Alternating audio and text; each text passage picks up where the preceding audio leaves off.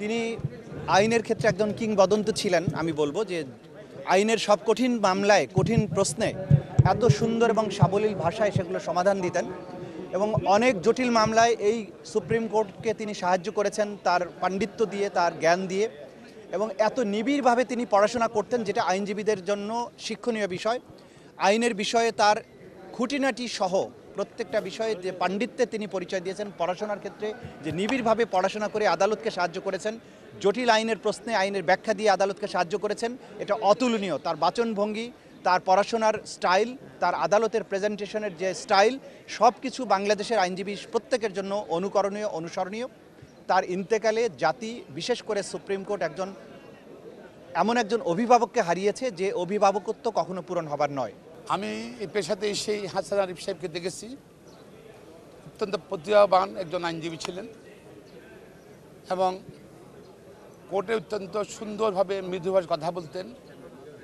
আমি তাই কখনো দেখিনি যে আদালতে কোনো বিচারের প্রতি রাগ করছেন।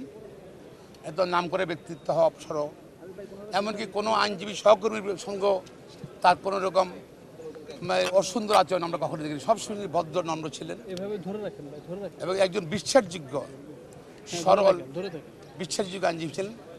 সবাই তাকে শ্রদ্ধা করত। পেশাগত জীবনের অনেক মামলা, উল্লেখযোগ্য মামলা এখন আজকে সুপ্রিম কোর্ট ডিএলআই রিপোর্টেড, বিল রিপোর্টেড কেস, যেটা ভবিষ্যতে যারা আইন পেশা থাকবে তাদের জন্য একটা সুবিধা হবে এবং অনুসরণীয় হবে। পরম করে আল্লাহ তাআলার নিকট তার জন্য শান্তি হয়, পরজগতে তিনি বেঁচে নসিব করে, এই কামনা করি। আইন উপদেষ্টা হিসাবে তিনি আমাদেরকে সার্বক্ষণিক সহযোগিতা দিয়েছেন, সুতরাং তার অবদান আমরা যুগে যুগে স্মরণ করব। জাতি তাকে শ্রদ্ধা ভরে আগামী দিনে স্মরণ করবে।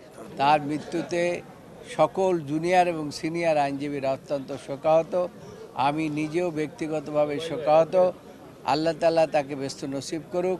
আমি মনে করি তার যে অকাল মৃত্যু, এই মৃত্যুতে জাতির যে ক্ষতি হয়েছে, দেশের যে ক্ষতি হয়েছে, আইন অঙ্গনের যে ক্ষতি হয়েছে, এই ক্ষতি অপূরণীয় এবং এই ক্ষতি পূরণ করার নয়। আজকে স্যারের এই বিদায়, আজকে কয়েকটা জানাজা অলরেডি হয়েছে।